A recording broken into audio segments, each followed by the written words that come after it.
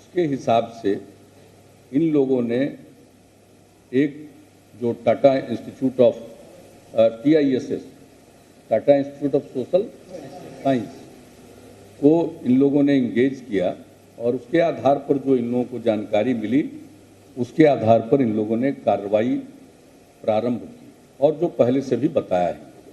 और जब इन लोगों ने कार्रवाई प्रारंभ की है उसके बाद ही हम लोगों की जानकारी में जो बात आई उसके पूर्व इन बातों की कोई जानकारी हम लोगों के स्तर पर होने का कोई प्रश्न ही नहीं है, इसलिए कि उसको देखने का और उसके बारे में जो बने हुए नियम हैं वो अन्य स्तर पर देखे जाते हैं। और जब ये बात हो गई तो ये लोग जांच कर रहे थे, लेकिन एक धीरे धीरे ये महसूस हो रहा था कि एक भ्रम का वातावरण बन रहा। तो इसलिए हम लोगों ने तत्काल निर्णय लिया और पुलिस पूरी मुस्तैदी से जांच कर रही थी।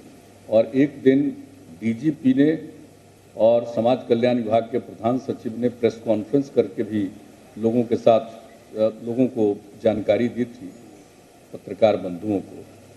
लेकिन उसके बाद जो एक भ्रम का वातावरण मुझको दिखा तो मैंने ये सोचा कि नहीं, इस तरह का नहीं होना चाहिए, कहीं किसी के मन में कोई शक नहीं पैदा होना चाहिए। तो इसलिए हमने चीफ सेक्रेटरी को, DGP को, होम सेक्रेटरी को, सबको अपनी बात कही कि साहब इसको CBI को हम लोगों को सुपुर्द करना चाहिए।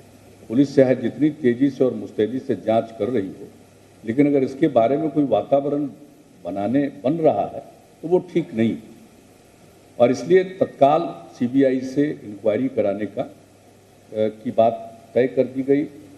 और उस दिन माननीय उच्च न्यायालय में भी बात थी, वहाँ हमारे जो एडवोकेट जनरल साहब हैं उन्होंने भी इस बात का जिक्र भी किया। बाहर वो चीज़ पब्लिक डोमेन में आ गई और उसी दिन CBI को जांच के लिए केंद्र सरकार के पास भेज दिया गया। और उसके बहुत जल्दी 2-3 दिनों के अंदर ही CBI ने अपना इसको टेक ओवर किया और जांच प्रारंभ कर दिया। तो जहाँ तक सवाल है CBI का, और हम लोग पहले से भी, हमारे माननीय डिप्टी CM बैठे हुए, हम सब लोग सदन में बैठे हुए थे। जो स्टेटमेंट दिया गया हाउस में वो तो सरकार की तरफ से स्टेटमेंट था और उस स्टेटमेंट को दोनों सदनों में पढ़ा संसदीय कार्य मंत्री ने, और हम लोग सब बैठे हुए थे। तो ये कभी कभी कह दिया जाता है कि साहब चुप्पी थी।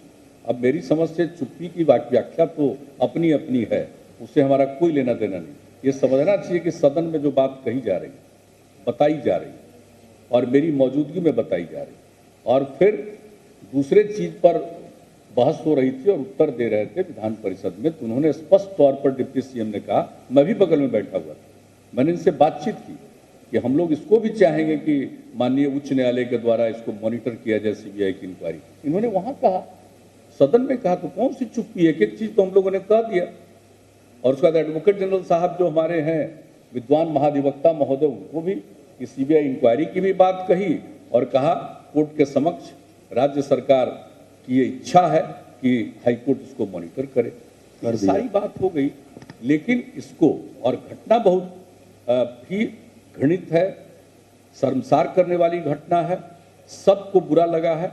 इसलिए मैं इन चीज़ों पर, घटना के बारे में कोई बहस नहीं करना चाहता। घटना बहुत ही घृणित है, तो उसके चलते सारी कार्रवाई जो जरूरी है, CBI को हम लोगों ने एक तो दे दिया, और मॉनिटर भी हाईकोर्ट के द्वारा हो, या हम लोगों का भी मंतव्य है जो कि हाईकोर्ट में माननीय विद्वान महाधिवक्ता के द्वारा रखने के भी का भी अनुरोध हम लोगों ने कर दिया। हाईकोर्ट तैयार हो गई है, हाईकोर्ट तैयारी, हम तो यहाँ बैठे हुए हैं ना, इसलिए हम आपको बैकग्राउंड तो बता दें कि उनको कह दिया गया, हाईकोर्ट तैयार हो गया, इससे खुशी की कोई बात नहीं। हम तो यहाँ बैठे हुए हैं, हमारे पास तो कोई दूसरा है नहीं, आप लोगों से जानकारी मिल गई, बड़ी खुशी की बात।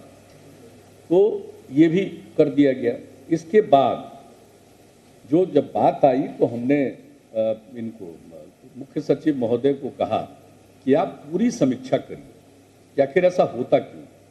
और हमने एक दिन किसी और कार्यक्रम, और उसका संबंध था कन्या उत्थान से, और उस दिन भी हमने ये बात कही कि ये तो निश्चित रूप से सिस्टम में फ्लॉ है।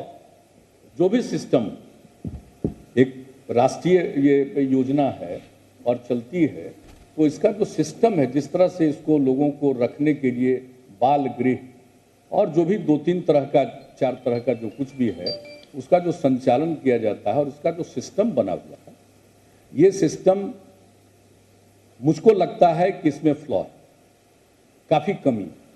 लेकिन ये सिस्टम बहुत दिनों से चल रहा है, पूरे देश में चल रहा है, लेकिन यहाँ समाज कल्याण विभाग ने ही पूरे सिस्टम की समीक्षा करने के लिए जो उन लोगों ने जानकारी मुझको दी, प्रधान सचिव भी यहाँ बैठे हुए हैं, TISS को जिम्मेवारी दी और उसके बाद ये सारी बात आई और उसके आगे तो हमने कहा कि भाई जो दिखाई पड़ता है हमको ये सिस्टम में फ्लॉ है।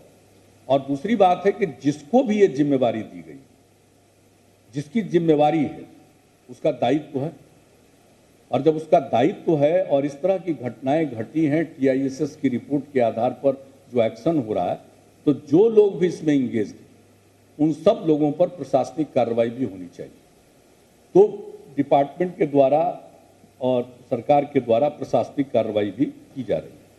और जो कुछ भी हमने कहा सिस्टम में फ्लॉ है, तीसरी बात आपको बता रहा हूं, बाकी लोग तो बयानबाजी करते रहते हैं, हमको उससे कोई लेना देना नहीं, सब स्वतंत्र है, जिसको जो बोलना है बोले, लेकिन हम लोग कंसर्न हैं इस तरह के इंसिडेंट को लेकर के। इसलिए जहां जांच, प्रशासनिक कार्रवाई, वहीं तीसरी बात हम लोगों ने 2-3 बार चर्चा की है हमने चीफ सेक्रेटरी और सभी जो इनके प्रधान सचिव समाज कल्याण और सब लोगों से हम लोग आपस में भी बातचीत करते रहे हैं।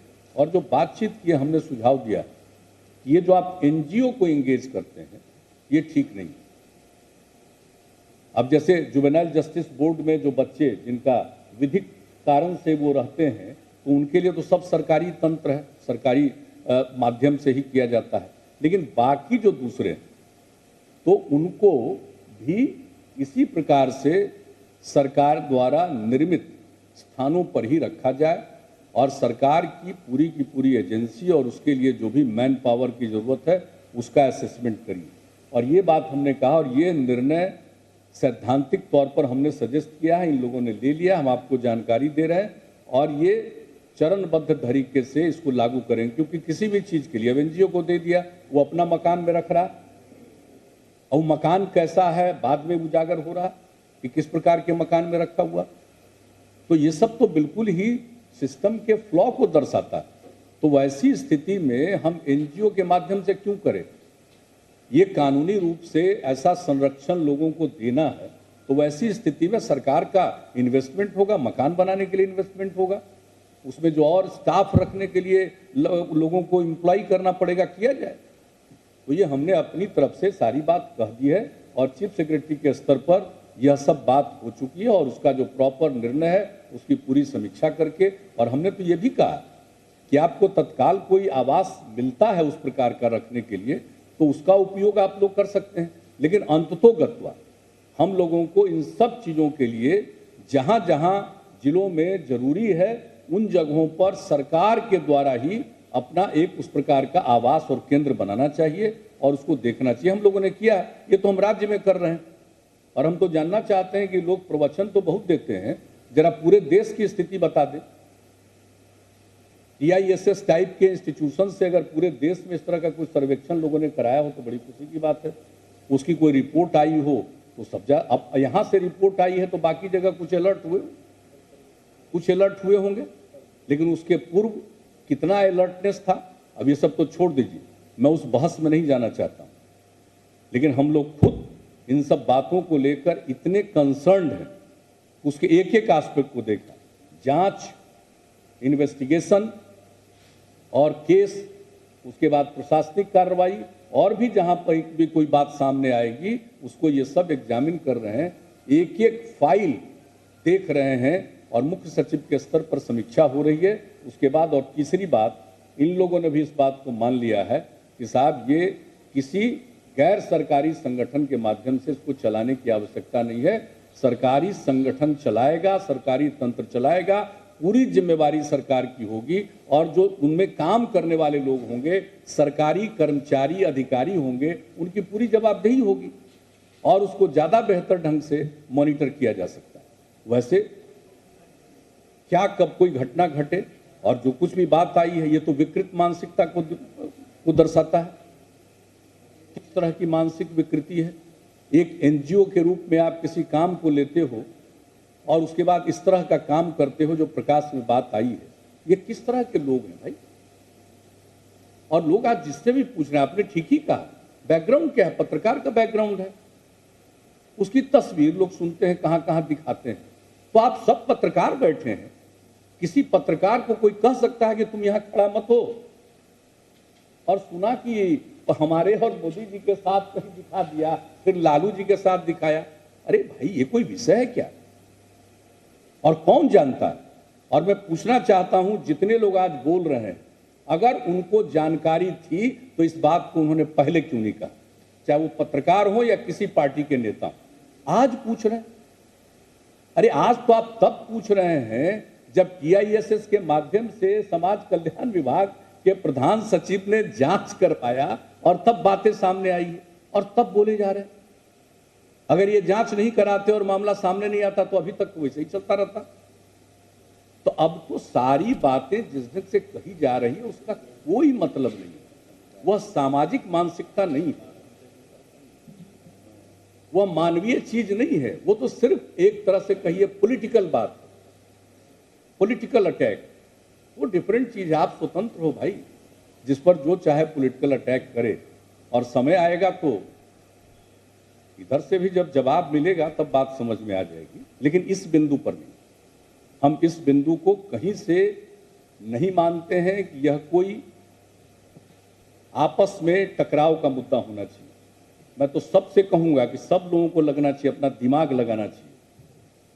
सिर्फ बैठ बैठ करके बोलना और कुछ भी करना। आपने कहा मंत्री, तो पूरी जांच तो हो रही है। मंत्री के लेवल पर अगर कोई डिसीजन हुआ है तो मंत्री भी जाएंगे। अगर मंत्री से जुड़ा हुआ कोई व्यक्ति इसमें इंगेज पाया जाएगा, उस पर कार्रवाई होगी। लेकिन अचानक यूं ही कहना, और वह भी घटना के उजागर होने के 1.5-2 महीना के बाद, डे 1 तो किसी ने नहीं कहा, 3 जून को तो किसी ने नहीं कहा, आज कह रहे हैं। यानी 23-24 जुलाई के बाद, और आज बोल रहे हैं। मंत्री ने तो जवाब दे दिया है। जब ये बातें आई, हमने मंत्री को बुलाकर पूछा और उन्होंने साफ डिनाई किया, और फिर खुद भी आकर के कही। तो उनकी जो बातें थी हमने भी सुन लिया। लेकिन प्रश्न यह है कि किसी को अकारण जिम्मेवार कैसे ठहराया जा सकता है जब तक कि कोई बात नहीं आ जाए?